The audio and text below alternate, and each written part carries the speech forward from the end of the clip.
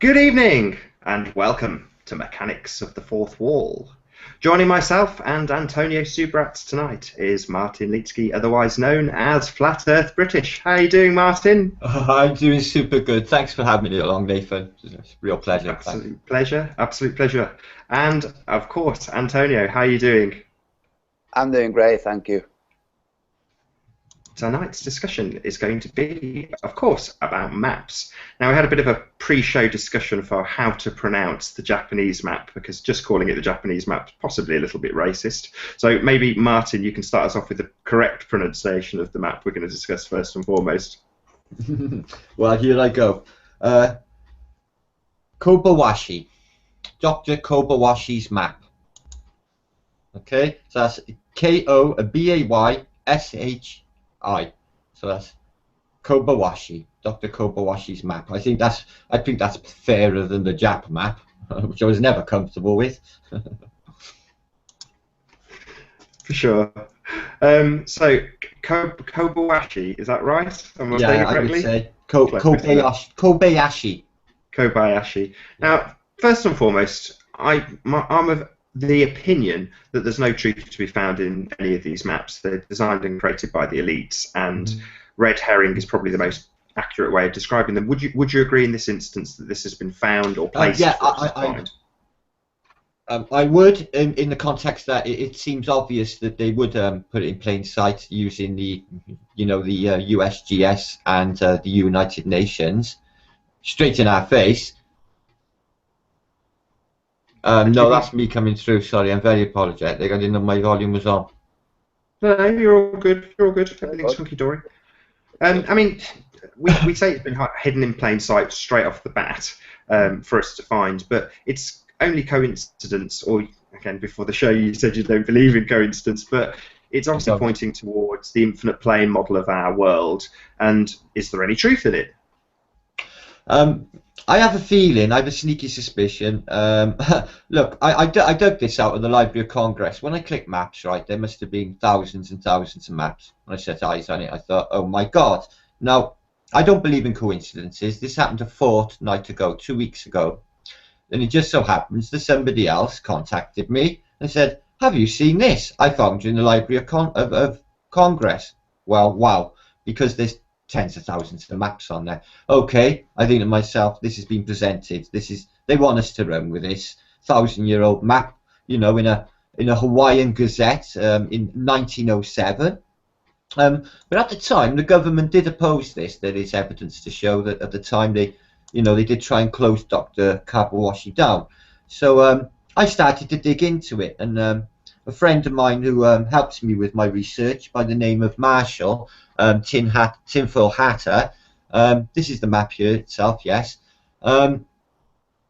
So basically we dug between us and another guy, you'll all know, he's probably in chat now, Rick Woods. Good Rick Woods. But he's discovered some more stuff I'll tell you about soon. Now, it was discovered in the Hawaiian Gazette, and it's presented, it's a 1,000-year-old map that they say. Okay, now when we dug, we googled Mapper Mondays. Surprisingly, Nathan, what's the chances, considering where we've been recently. Mapper Monday produced in 1450 by a Frau Maru. Now I'm aware of Frau Maru, spelt F-R-A-M-A-U-R-O, Frau Maru. Now, he's proposed a map which is pretty much identical to this Kobayashi map. Now, the authenticity of the Japanese map is my question. They obviously presented it to us, and the idea of all them land masses outside of the extended ice wall is a very romantic notion, and I really like it. As soon as I saw it, I thought, oh wow, could it be? Now, connections. There are many connections. Now, the map came his way from his brother. Now, his brother went to Tibet for years because he was suffering with a respiratory illness, possibly TB. And he met some monks. He went through a process of spiritual enlightenment. And he was presented with this map. Apparently, it was from a Buddhist, and it was something that they revered, and they gave it to him as a because they trusted him. So, you know, if you think that there could be a good bit of trust, especially with Tibetan monks, okay, they're not the lying type. So he brings this back to his brother in Japan, who's got a lot of affiliations in America, I'll go into shortly. And he's a very trusted guy. He has countless newspaper articles, and he's a member of the Japanese establishment in Edwardian times. So he presents the map to his brother.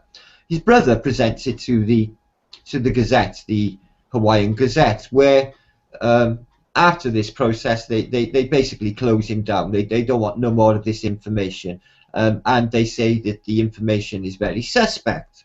Okay. Who's they, Martin? The Japanese government. Okay. Plus, he came to Britain. Sorry, to the US.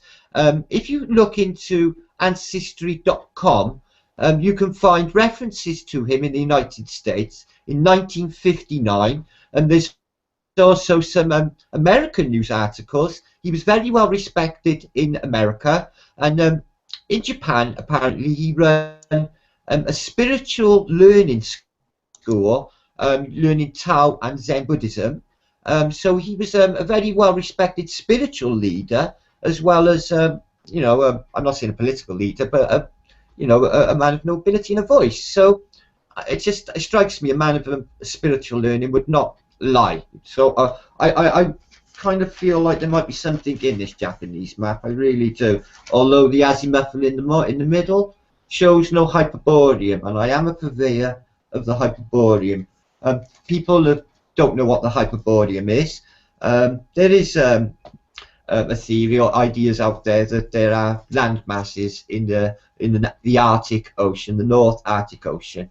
They have an Antarctic treaty in place, very similar to the Antarctica Treaty, whereas we can't really go on up there and see what's going on. And there is evidence to say that the San Joseph Islands and the Svalbard Islands, previously Spitsbergen, are parts of this existing previous continent known as the Hyperborean, which exists in many videos, hasn't he, on Hyperborean? Yeah, excellent.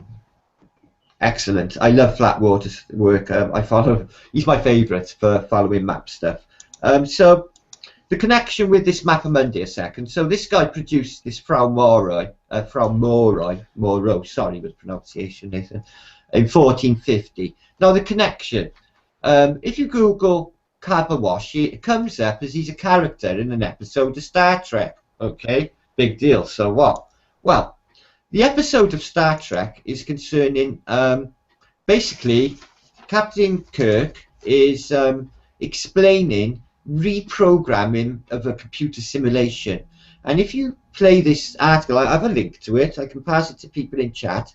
It basically explains some of our ideas, especially recently, concerning what we're thinking about what's happening on the plane, or the realm, or whatever it is. So this connection with Star Trek is Kobayashi is his actual name in his character name in Star Trek is Kobayashi Meru, as in Meru, Fran Meru, presenter of the Mapamundi in 1450. It's even the exact spelling. It's just too much of a coincidence. So I think to myself, hang on, let's look into Gene Roddenberry and his wife. Now, she had his ashes sprinkled in space. Well, we know there's no space as such, so that's a load of rubbish. So, Gene Roddenberry, insider, I feel, yes, he was up in the knowledge as much as Arthur C. Clarke and Stanley Kubrick, for sure. Was he sneaking ideas, snippets into? Crumb trails for us to follow for people with investigative minds? Possibly. Kobayashi Maru is a character in a Star Trek. Kobayashi presents a Japanese map that could be, for all we know, the real McCoy. And the Meru is a Mapamundi presented in 1450. So the overlappings are just, I don't believe in coincidences. So this guy is something you can look up, ancestry.com, 1959, Dr. Meru. You may be able to find out some more than I can find out at the moment. It's time is my problem. I'm digging deep, but there's more coming out. Okay, lots So more. are you saying, Martin, that the connections between this map and it showing extra puddles are presented to us in a way that ties it to the edge being unrendered and therefore simulation theory? Is that I'm trying to cobble together what you've said. Yes, in a way, I'm suggesting by the link of Star Trek that if you could believe that that's what's happening and there is a connection, and he's leading us, Gene Roddenberry, a chemtrail for people who can follow it, then it would present that yes, there is some sort of simulation going on towards what's outside of the azimuthal, going out to the extended masses. So yes, there is that element, but obviously need to dig deeper. It's a giant leap of the imagination, Nathan, but Sure. we're on a flat. I mean, maybe I could ask Antonio. There may be a lot of people watching this that have absolutely no idea what we're talking about when we talk about the edge of Antarctica being unrendered. Maybe, Antonio, you could give us a bit of an explanation to what that actually means in terms of simulation theory and how it relates to this map. Well, in philosophical studies, the idea of the tree falling in the forest and nobody being there to hear it, and it making a sound and not sound. So this is a misleading argument. It's based on the idea that phenomenology is dictated by consciousness. So a sound being something that a human hears, if there's no human there to hear it, it makes no sound. It's misleading and it's very human-centric. So the unrendered, or the lack of rendered edges, is based on this, is based on human consciousness having engaged with it. So simulation theory takes this and says that the edges, as long as no human has been there to observe it, has been unrendered. This is the equivalent to saying the tree in the forest did make no sound. It's not true. Just because human consciousness has not been there to look at what's beyond the next mile does not mean that the next mile has not been rendered. There are other consciousnesses, and this goes back to Berkeley and Locke. Berkeley believed that the world was only rendered by human consciousness, and Locke said no, it's rendered, but we have a veil through which we perceive it.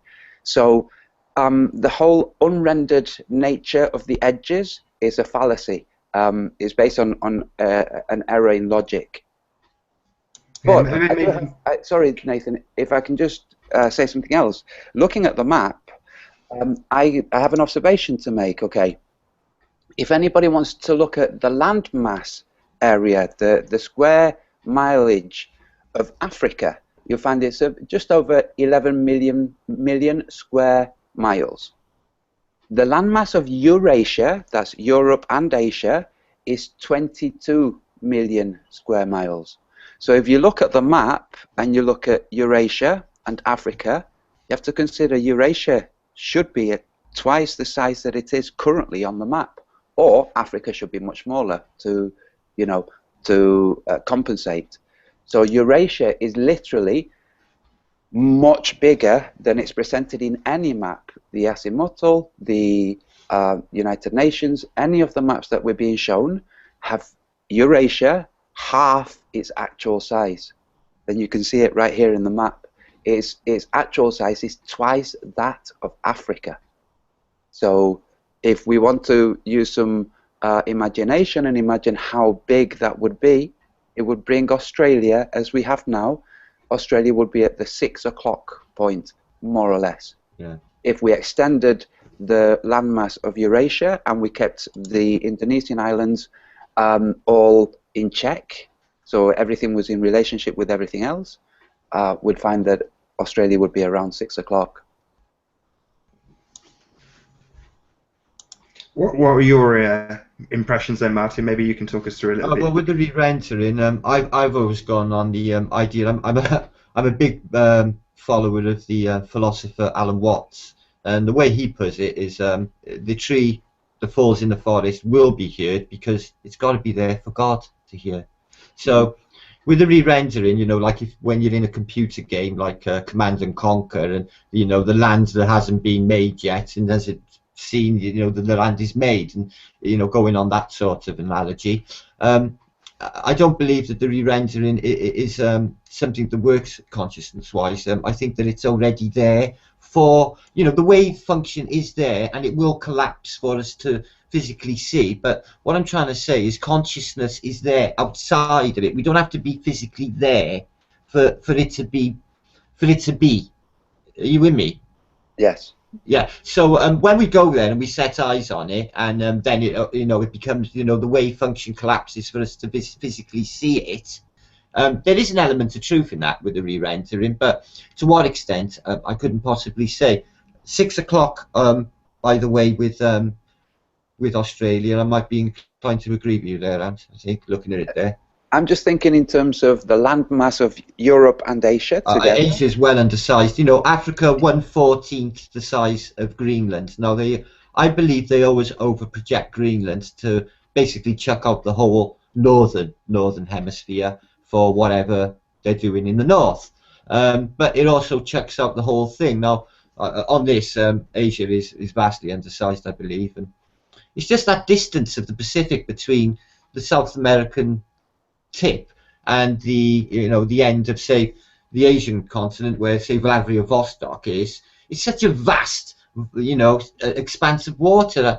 You know, we're not there to basically, you know, look at it or measure it. You know, we're only taking their word for it. And, you know, with the you know, the international date line smack way through it, and it's actually not a straight line, is it? You know, it goes veers like this and comes back on itself like that. So no explicable reason I can find out. I've looked into it. The only reason I can think of is to distort things. That's the only reason I can think of. And that this, if you look at the size of Greenland, it being so big, if they have cropped Eurasia and they've basically made it smaller, they have to compensate somewhere else. So how do you compensate? You make something else around that region bigger. So we have a big Greenland. I don't think it's by mistake or error. I think it's, you know, a methodical thing. What about the positioning of Australia? You guys were debating this hotly before the show started. Maybe you can continue that debate live. What was that, sorry? You were debating about the positioning of Australia, and both you and Martin had differing opinions. Well, it's just we don't really, because none of us can go to, you know, fly above the North Pole and look at the distribution of the continents. Any distance or any location of any of the continents are going to be based on what's handed to us. So, like Martin is saying, you know, it looks like this has been maybe just put there for us to find and run with, and we will be running with it erroneously. I forget who was it that said something, I'm going to paraphrase, something along the lines of confusing the map for the territory.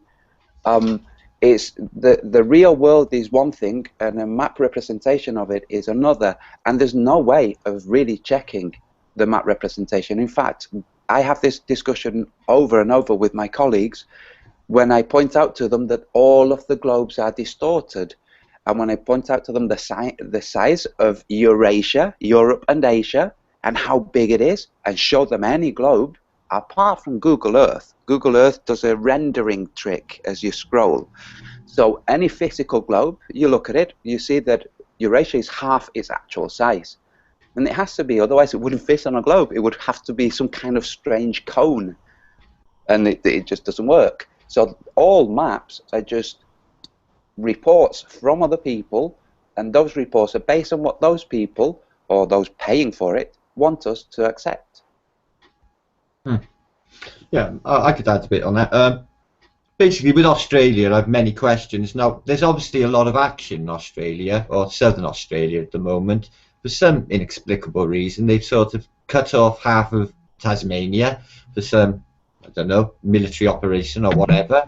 Apparently world leaders are moving down to that area as well, and there's a lot of action.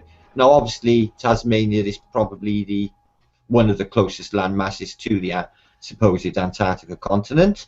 I feel there is something happening down there, and there is something afoot. Now Australia, now we're getting savvy with the maps. We've got so many people, how many photographers are in the flat earthers? So I thought to myself, now if they were going to present a map to the flat earthers, now, and you know, I keep getting a lot of stuff fed to me, it comes my way, you know, and I discover stuff and think, why did I discover that and nobody else has seen it? So, you know, I think to myself, was that just being put in front of me for me to, you know, bite upon and run with, which I often do. Now, out of all the flat earthers, if they were going to present anything, you know, how many are into maps? Who would they present it to? Mappy Martin, I thought. So, you know where I'm coming from. You know, it's something that I would have run with. So, and I have. And this is 2 weeks now, and I've dug so much concerning this one map. There could be complete BS, all we know, but it is intriguing. It may be nothing. It may be something.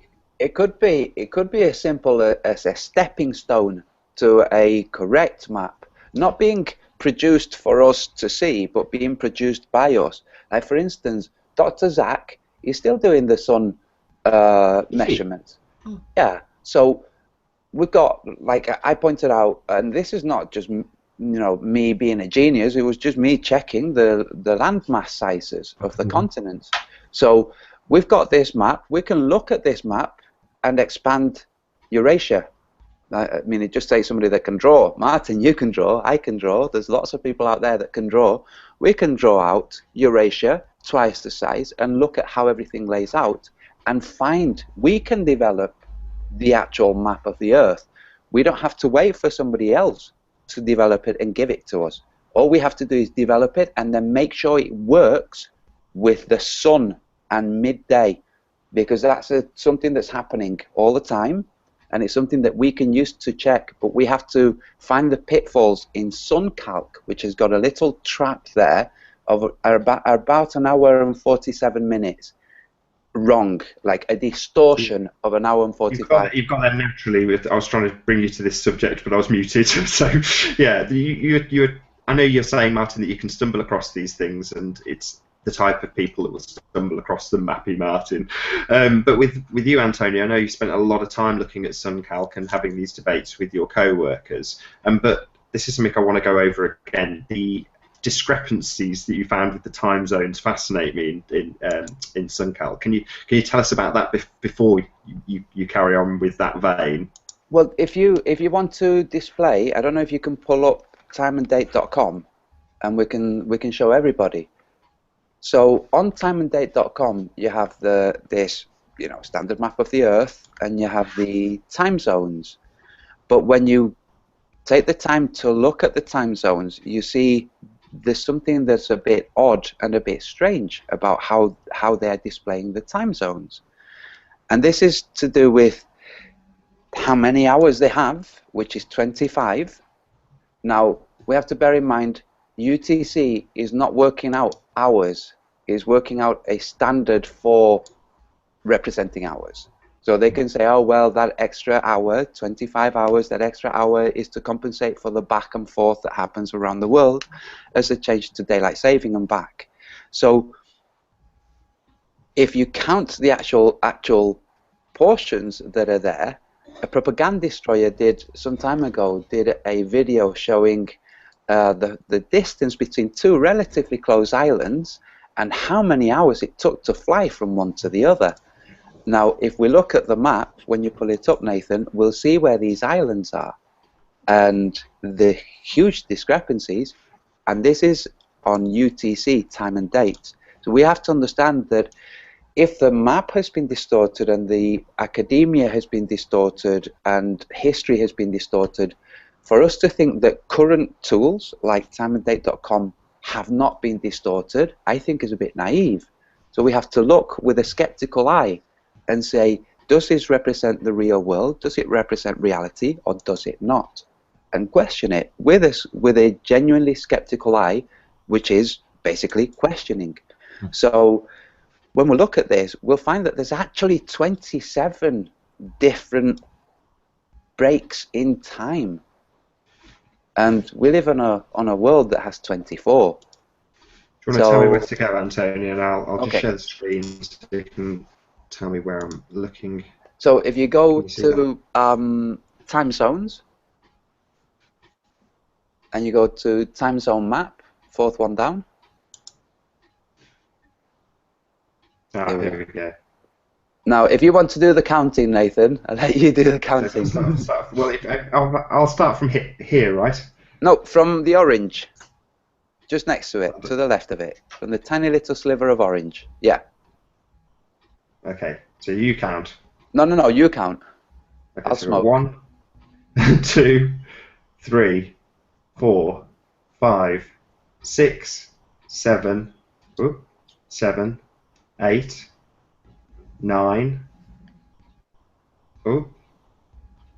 10, 11, 12, 13, 14, 15, 16, 17, 18,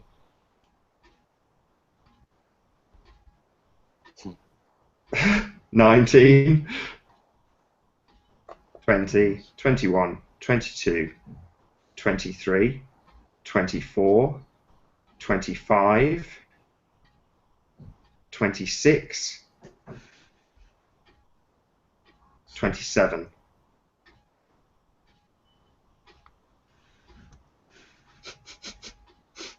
Let that sink in. I know. So when I found this, I thought, oh my God, so no wonder they distort time. We had a conversation recently with somebody who moved from Hawaii to New Zealand, and she said the actual time difference is 1 hour, but a completely different day. And you think, this is just distortion. What we have happening with time is a distortion. We have an experience of time, and then we have a mathematical explanation of time through UTC. That's where the distortion is.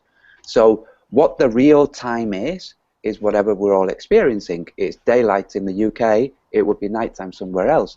But if we want to measure distance, then the best thing to do is forget time, you know, and compensating and adjusting for time.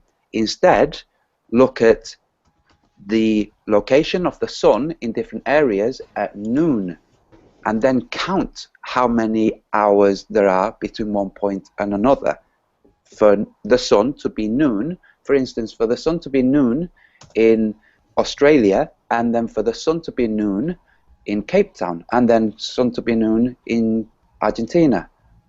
So, and counting up the hours. This is how we can see the actual distance between Australia, Cape Town, Chile, back to Australia.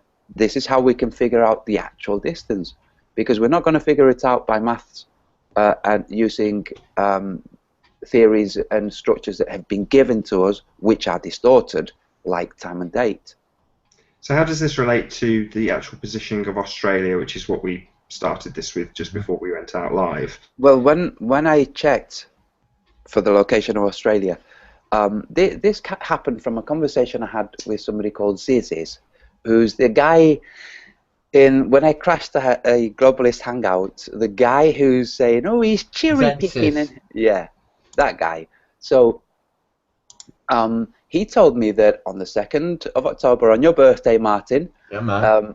when we saw in the UK the moon going west-northwest, at 10:30 UTC, it was 10:30 in Australia, and they could see it too. So I realized when he said this, I checked, and I thought, okay, for Australia to be seeing at this time, then we have to compensate for the 10:30 UTC, because the actual time in the UK was 11:30. So there's this distortion between what is real and what's superimposed, as in the time that each nation says that nation is under, the daylight saving time, which is we all know that's a distortion. We experience it every year twice. So if you understand that this is a distortion that's put there not for some practical purpose of having society run smoothly, but for having society run in a distorted fashion, which is how we run. We know societies around the world are running a distorted fashion, not just with the maps, with education, with academia, with enterprise, with business, with finance, with war. Everything is distorted. So this is just one of the ways you can look at the distortion, and by looking at it, compensate, or at least figure out a way to compensate for it. But going back to what you said, Martin, about the map coming your way, it could be coerced into coming your way, or it could be, like we've said before so many times, the collective unconscious will find the most amenable way of manifesting itself. So which of the flat earthers would be most convenient for the collective unconscious to prompt action? It would be you, because you're the map guy. So you come across this map, and then you have it confirmed by other people who are also looking at maps, also coming to the same map, which is what happens with collective unconscious. It will pop thoughts into people's minds, or will glimpse into the collective unconscious, however you want to look at it. I've noticed. That's what I think happened, you know? But back to the position of Australia. Yeah. Really. So It's me, significant. Yeah. okay, so if you look at timeanddate.com and you look at noon, it's in the UK and Australia, so you're tracing noon around the globe. You see how many hours there actually are, because we're looking at a globe. This is the thing. What we're having displayed is a globe. So you look at how many hours there are, you put your flat earth thinking on, and you look at how many hours difference there really are in the world. So not the globe, not the distorted version that is projected into like human consciousness, but the real world. And you see that the hours difference in terms of noon is closer to 12 hours between the UK and Sydney than 10. That's 2,000 miles difference on the circuit of the sun, if you want to look at it that way. So we have 2,000 miles truncated towards the east, then that's 2,000 miles that we have to basically adjust towards the west. So it would move Australia over nearer to South America. And we have all these punch factors, the yes, international date line, the GMT, the +1, -1. Yeah, and then if you also include the fact that the land surveyors who measure the land, that's what they do. They're not interested in flat or globe. They have no interest. They just measure distance, square mileage.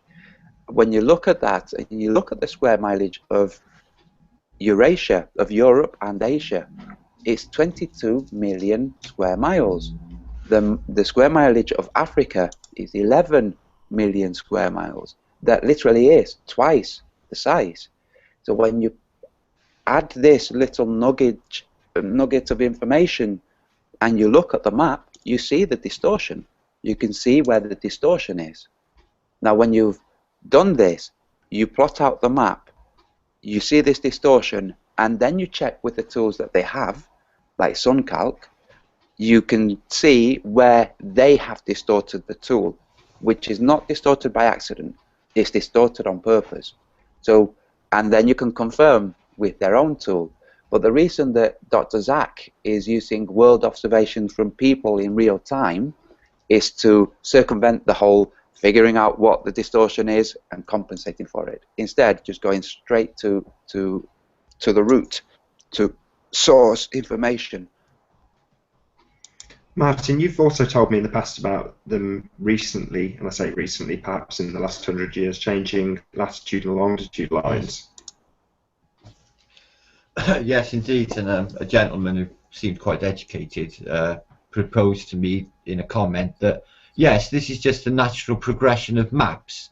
Well, I considered, well, do they really need to announce to the public that they actually shift latitude lines? Well, obviously they don't, but I have evidence that they do, because from the 1880s, the 87th parallel south, which I think is the most furthest, latitude line south, had moved out into the basically the sound, Murdoch Sound, in a space of 35 years. So I get to the Edwardian era around 1812. And the latitude had shifted, and then shifted again by 1934, which, you know, they juggle the maps, so we could just think, oh well, this is just cartographers are learning more about the Earth, so they just put more on the maps. No, they're even leaving the projections wrongly projected even now in 2015 atlases, because they're still showing Alaska as this ridiculous size, Greenland as this ridiculous size landmass, even in today's atlases, which I find really unusual, considering you know, this is an accurate size on my globe. They got a tiny, tiny little Greenland and a absolutely humongous Africa. You know, that's realistic. Bring it a bit closer. That's taken, and this is taken from the Mare, which is this ancient projection was made on a coral projection, which is not a flat map, but it's not a globe. It's basically made on a comb, which they used to put a light inside, and they used to put a projection around a wall, and this is how you'd see your map. And they used to practice this in the Middle Ages, around 1600s. This one here is from 1720s, so it's quite early. Can you get nice and close to the camera so we can see Greenland on there? Right. I don't know whether you can see that. Give us a second. Let me line up the camera. So you can see Greenland as a tiny little landmass. My finger is actually on it. Is that close enough? Down a little bit, Martin. Down. Down. Down. Oh, right. I'm using the other camera. So I have two on. Right. Well, you can see Greenland is on the top there, and it's a tiny little landmass. My finger's on it. Okay.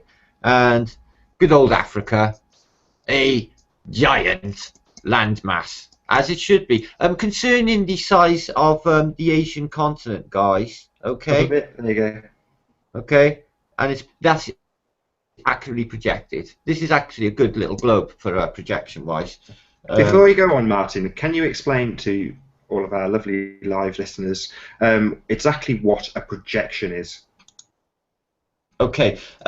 Well, if I go into the origins of map making, you know, from the very beginning, a projection is basically what they will tell you in a book is it's a roughly projected idea of what they think. So nothing is actually cast iron. This is not solid. A projection is, if you imagine in this day and age, if you have a projection like Nathan projects YouTube on his screen, so it's a projection.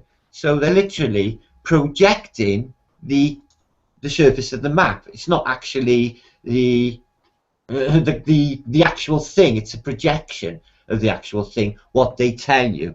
So it's a bit complicated. Okay, there's my projection. Oh, now this is the Artirius map, right? Now what they show you on the bottom here, this white area, is this anomalous area we were talking about earlier, which is undefined by consciousness. We haven't been able to set eyes on it, but it's very intriguing. Anyway, to work out the size of the Asian continent from side to side would be really easy, because from Moscow to Vladivostok, the Trans-Siberian Railway line is probably accurately measured. So if you add the size of the Trans-Siberian Railway line, that will give you the length from Moscow to Vladivostok on the east coast of Russia. So you can work out the length of the Asian continent, but landmass miles is going to be hard to nail, because the tundra is where we're always going to fall short. It's so inhospitable, and if you knew the amount of the Earth's land surface the tundra actually takes up, this northern bit around the north of Canada, Alaska, and the whole of northern Siberian Russia, it is a vast swathe of land that we never ever will go. We can't. And that's where on the map they've cropped it. Melting. Yeah. Sorry, I was just saying, and that the tundra is where they've managed to just shrink the Eurasian continent to make it fit the globe, because we don't live on a globe, so they're having to modify it. Yeah. It's a nice segue, because I was going to lead you on. I was hoping to lead you down the path of explaining how the current projections, because obviously if you take aside the things like the Mapper Monday, the projections that we have in modern days are global projections.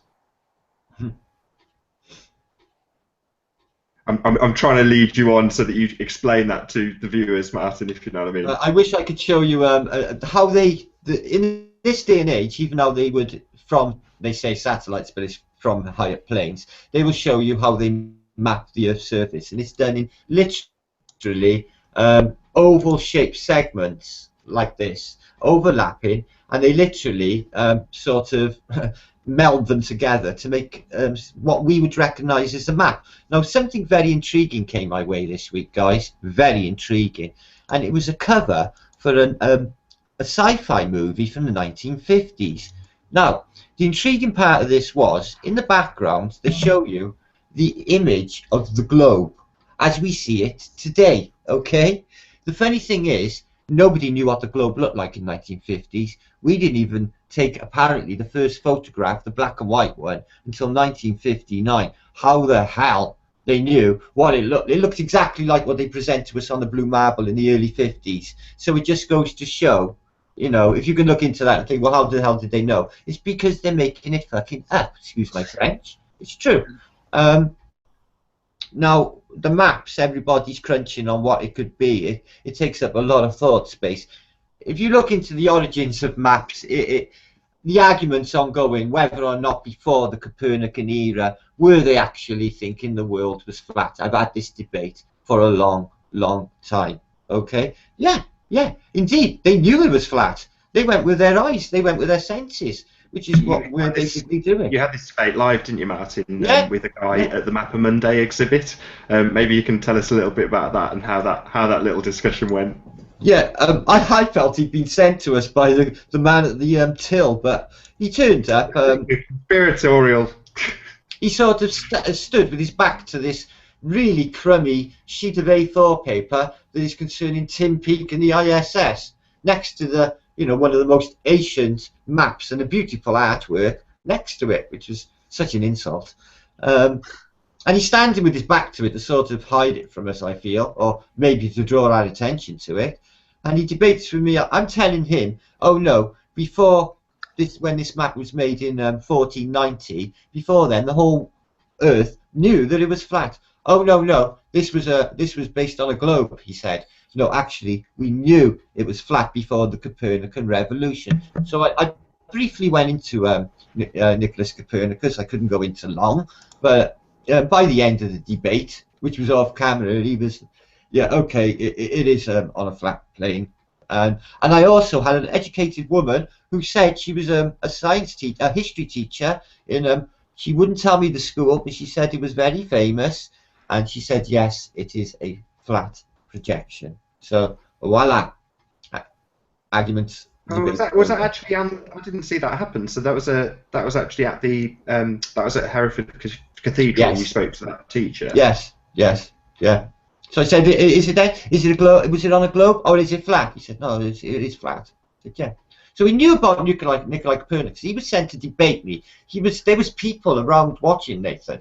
You know, there was at least maybe half a dozen people who I feel, because you were advertising for at least a month beforehand, that the flat earthers are about to come and visit the cathedral, and that was the first time. God, they knew we were there because of you. I mean, towards the end of the visit, this is to the people watching, Martin he was very excited, as you can imagine, and the clocks chime and the Lord's Prayer begins. It's all very tranquil, everyone's quiet, apart from Martin, who keeps getting nudged and told, and Martin, they're saying the Lord's Prayer. And this, the nun, who he's had a nice little love-in with, he's had a hug and a kiss from this nun. She's been very nice to Martin, despite us climbing on benches and causing basically a lot of disruption. While she's reading the Lord's Prayer, and she's mic'd, all you can hear is Martin.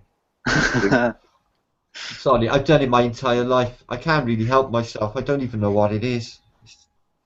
It was excellent. I mean, you were just really enthusiastic, and I was excited, and it was you could taste it. Yeah, it was a cool thing to see. I mean, maybe again, we've talked about this a little bit before, but maybe you can tell us a little bit more about the Mapper Monday, as it is a genuine flat Earth projection. Yeah, sure. I'll just fetch it. It's on the wall here.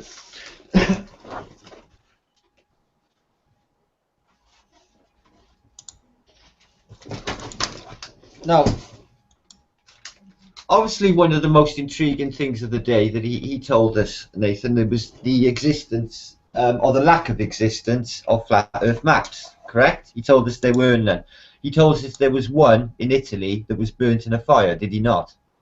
Did he say it was burnt? No, you had this debate, and I couldn't make out if he was saying it was burnt. You were saying it was incomplete. No, he said it was incomplete and then destroyed in a fire.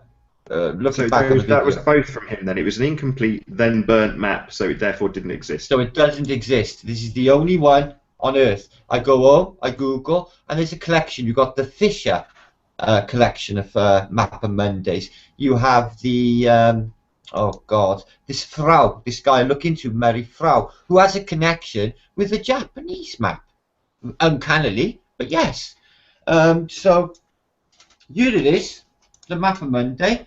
They'll tell you. Now, I've literally got a history book, a book on cartography up there from 1880, and on page 1 is a picture of this. So even in the 1880s, this would be in page 1. This is a really, really, really. Can you get it nice and close and nice and stable, just for one shot, so people can maybe pause it on the video? Bit closer, guys. Yeah, that's good. That's good. It's got a lot of attention because basically it's based roughly on the book of Ezekiel. Now, Robin Poe contacted me wanting to know about the exact geographical location of Book of Enoch, the land of Enoch, which is actually a geographical location, which I find fascinating, which she wanted to verify whether it was actually near India. And I said, yeah, indeed, it's actually situated in the Ganges itself. So, land of Enoch, for people who study the Bible, which, to be honest, guys, I was never really... Get it nice and close, Martin. Get it really close to the lens. And, tilt it a bit closer, as close as you can.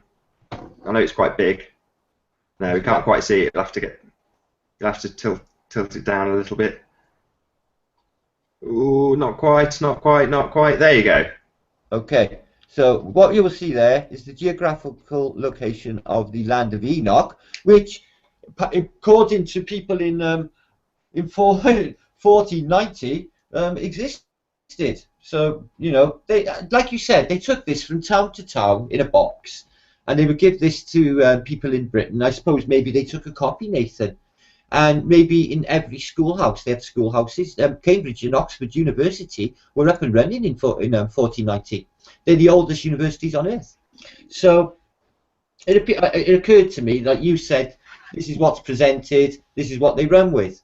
We're doing exactly the same now. They're presenting us with a globe, we're running with it. I'm convinced there's more. And the Hyperborean's on you guys. This landmass I talked about in the north earlier, there's no way of actually verifying if it's there unless we get up there ourselves, which is not really possible. But what you'll always see is 4 land masses and 4 rivers. Now, if you look into the work of Flatwater, or Flat, I think his new name is Flat. He's got a new name, hasn't he? Flatwater, Flat Plain, is it? Anyway, Flatwater, Flat Earth. Yeah. So that's his new title. So you can get a good 3-hour documentary. Now, he'll give you all sea tales. Now, whether or not they are mythical, because sea ants, you know, they can tend to exaggerate, but there's so many different ones. You've got Tyrius went away with his father, the guy who brought up the map that was just presented to us.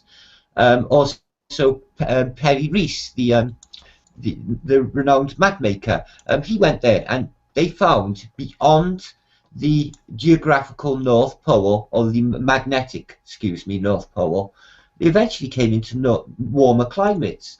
They said akin to a spring day in Amsterdam. And then they went beyond there, and they came into warm water tributaries. Now, what I find fascinating, and I have verified this, icebergs are made from fresh water. Now, things so large, and they're floating down from the North Pole, where do they come from? What is their origin? And also, you'll find this in Antarctica. The Antarctica icebergs are also made of fresh water, which leads me to think personally that there are freshwater tributaries, which are, as they exit the warmer areas, coming into the more frozen areas, freezing up and becoming icebergs and coming further south. If you look into the later explorations in the late 1800s, there was a Danish explorer that went there to basically trace these stories. His main concern was the origins of these freshwater icebergs. They'll give you no explanation. They'll just say, oh, it's carving. If you don't know what carving is, guys, it's when a large segment of of a glacier breaks away and falls into the sea. No, too big. Am I still here, fellas? Yeah, Yes. I'm just presenting the map of Monday just so that it's on this hangout for anybody who looks I'm back not on sure it. if I just I crashed, but if I did, I'll be back in a No, shot. I'm not sure. you were fine. You were fine. It all came out. You were saying that the glaciers are just too big. The icebergs are just too big. Well, calving doesn't. It doesn't wash with me. Look at the size of calves. They're that.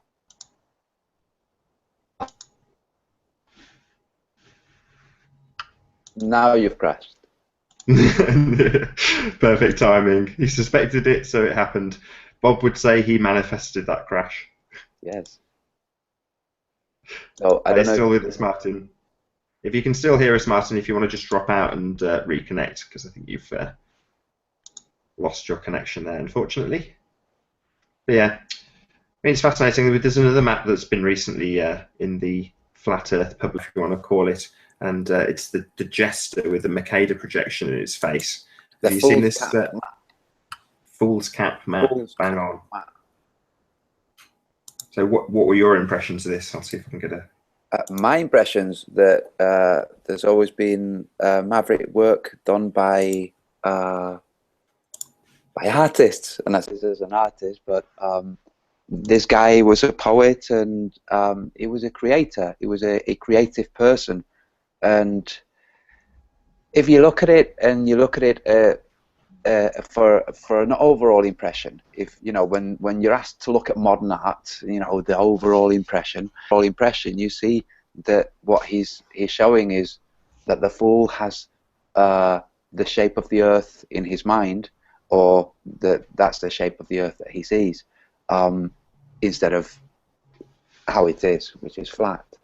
So this is what I get from it. Just need to turn your camera on, Martin, but I think we've got you back. Okay. Synchronicity, guys. Again, I have a piece of paper in front of me. Can you drop him yourself so that he's forced to come back on? Am I here? Yeah, you just need to turn your camera on. Oh, I thought it was on. Sorry, guys. Martin, are you on? Yeah, I'll do now. No, he's not. Concerning the picture you're showing me, I've just got I can something just very picture him interesting. kicking his coffee over. No, I haven't. Am I there now, guys? Yeah, you're here, Martin. We've just not got your camera, but it's okay. Well, I can see my camera. I can see. And we don't have mic. I don't have any sound. Do you have sound, Nathan? Yeah. I have sound from you. Maybe if you drop out again, Martin, and just reconnect once more. Okay, we'll do. Yeah, I've got something on this map. Apologies to anybody watching. Just teething problems, I think. Martin's connection he's got a new connection. His computer's just been wiped clean and he's put it back together. So until that point, it was very clear. And I think it would be again when he comes back on. Unless the powers that be are interrupting the transmission. No, I think Martin's got a lot of conspiratorial things. I mean, I was hoping to touch on this at one point in the show after a video log of Martin's that he did recently, and he had described a lot of anomalies, shall we call them, with YouTube, things like being unsubscribed from channels. This happens to me, this happens to Antonio. These are just regular occurrences. Same thing as the number of views being stopped.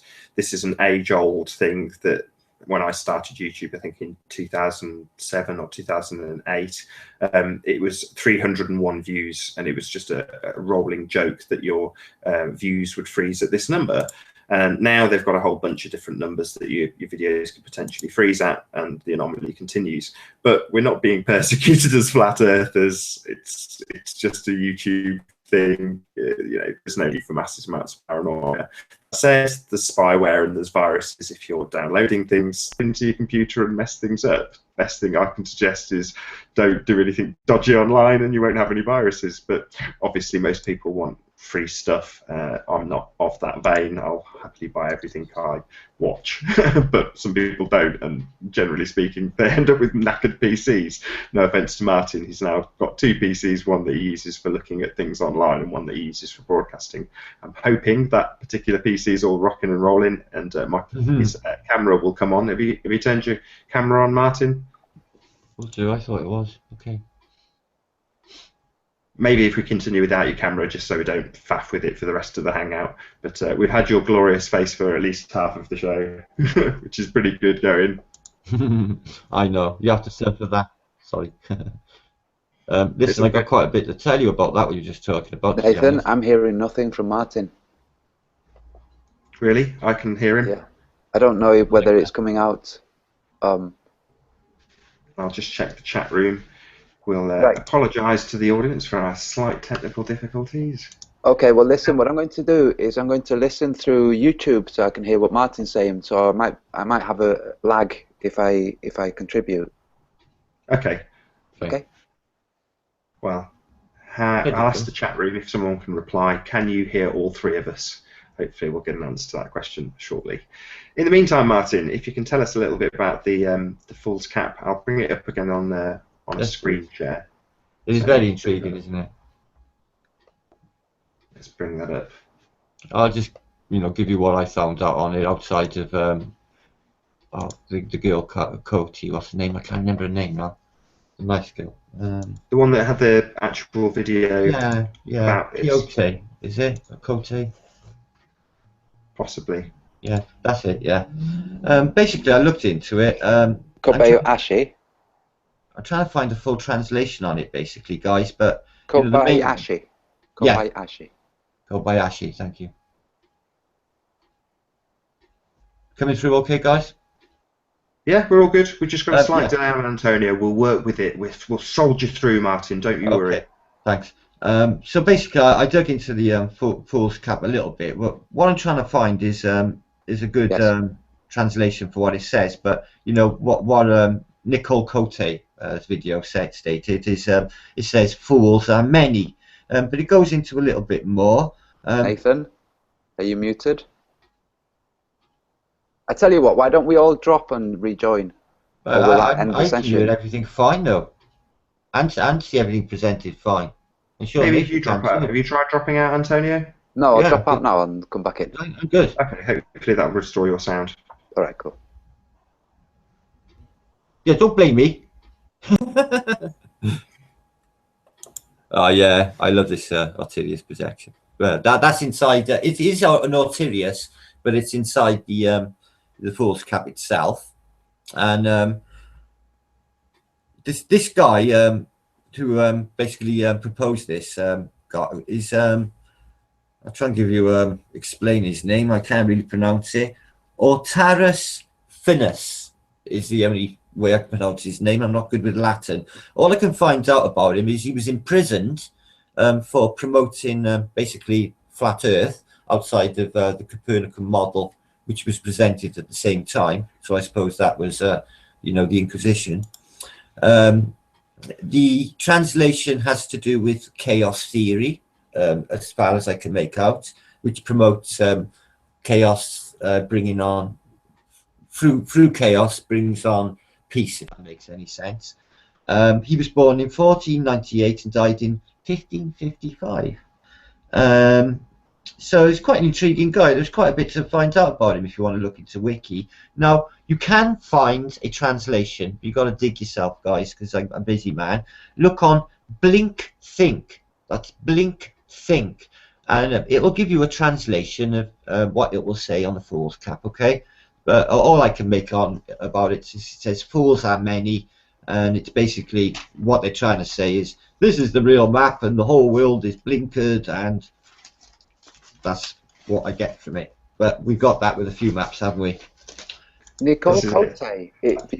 Yeah, fine work. Did you see Nicole Cote's explanation of the Foolscap? Yeah, I seen that a couple of weeks back, wasn't it? Yeah, it's really cool. It's cool. Really good because she explains that the fool in the days of royal court, the fool would be the only person that was allowed to speak truth to power, but they had to do it in a jesty way to get it, to not have their heads cut off. But it was an important role to let the king know what the people, what the commoners were feeling about the world, and a way of the commoners to vent by actually having things said to the king. The fool's job was a really important job. It wasn't just clowning and juggling. Right. So so this guy used the fool, the jester, as a way of expressing this. It was really good. It was really good. The Chris, basically the Jack Map video, the I gotta stop saying that. The video that was made by Chris Geo. Did you see this? Maybe 2 days ago. No, I've not seen it. Basically, it's a rundown on what he's found out about the proposed Jack map. It's a really good video. I suggest you all watch it. But at the end of the video, he shows a game of basically Monty trick, which is a 3-carded trick. Funny thing is, in the middle card, he is the Ace of Diamonds. Now, I look at it and I think, oh, there is a significance to me of the Ace of Diamonds. That's really freaking weird. Because 2 days ago, somebody passed me their dream and said, can you make anything of this dream, Martin? And then right in the middle of the dream that he basically drew me a picture of was a Ace of Diamonds. And I posted it 2 days ago as my thumbnail on my video. I was like, this Ace of Diamonds is showing up all over the place. So I don't know what actually the Ace of Diamonds means, because I know playing cards mean certain things, don't they? Mm-hmm. So that was intriguing. There's always connections. There's always overlappings. There's, I don't see the Ace of Diamonds ever, and then in 2 days it's bam there in my face, like really weird. Collective unconscious at work. Exactly that. Yes. Yeah, I think Nathan's struggling because he's the camera's stuck on him displaying. So whereas normally it would kick in to whoever it is that's speaking. Nathan, maybe if you make it automatic, rather than you clicking on the next speaker, maybe that will sort it out. Can you just nod if you can hear us, Nathan? Just nod if you can hear us. Is there anybody there? No, Comfortably you can't not. hear us. Oh, That's okay. Right, we can talk about him now. I tell you what, sometimes he's just so freaking annoying. I tell you what, he got hairy chest. He's hairy boy. No, he can't hear. I tell you what, he looks very calm and collected. You're probably on his watch page, can he? Yes, but Come back to the... there's a distortion, isn't there? Are you back, Nathan? No. Okay, never mind. So, what do you make of the heart map then? Of the Heart map? map. You like that heart map? Which one is that? That's not the Marty Leeds. Yeah, Marty Leeds. It's well, half of it shows sort of an azimuthal, but it does show the Hyperborean. But there's a sort of really weird shaped Antarctica, if you like, on the other side, and they're both in the shape of a heart. I thought it was rather nice because, the significance of heart in all of this, Yeah, yeah.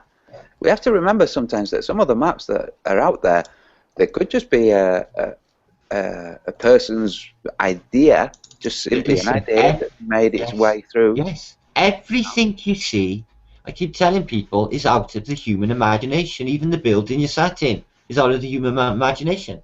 Yeah. An architect thought it up. Yeah. Out of his mind. And if you're standing and you look at your city, every single building and everything you see in front of you is out of the human imagination, out of consciousness. Yeah. They just make it happen, make it be. Yeah. Everything.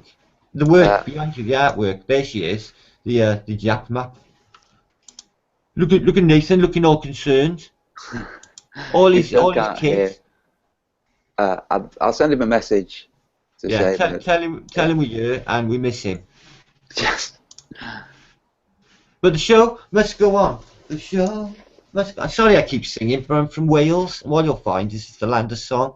We can't help singing. I'll turn anything into a song, me, an advert. I will. Have you ever seen that on that film with Sylvester Stallone, Demolition Man? And it's like a really crummy future where the police officers are singing the popular songs at the time, and they're adverts from the 20th century of the popular songs of the future. Yeah, yeah. Yeah. Are you back, Nathan? I can see you. No. Okay, he's just put a thumbs up to my message. All right, we can converse, Boyle. Yeah, the Harp map is another one I've been looking at and trying to find info on anything really. What kind of videos are you watching? I know you can't cram everything in. Obviously you watch like Rupert Sheldrake, like myself. I do like a bit of Rupert. I watch Eckhart Tolle for spiritual. Oh yeah, Eckhart Tolle is a different kind of human being, isn't he? It's just so beautiful. Yeah. It's just even 2 minutes of his voice, and I just feel relaxed. I feel happy. You know, So, he takes me to that place I need to be. yeah, there's somebody else that does that at a faster pace, and that would be Abraham Hicks. Oh, I know Abraham Hicks. I've got his books. Think and Grow Rich. Yeah. Yes, Yeah, but he's also, yeah, and he actually asked me years ago. His work's quite stylized and dated, but there's not many people do outside of Greg Braden and probably Amit Goswami. I'm not sure whether you're familiar with his work. no, No, you should look no, into his work. I will Yeah, do. yeah, quantum consciousness.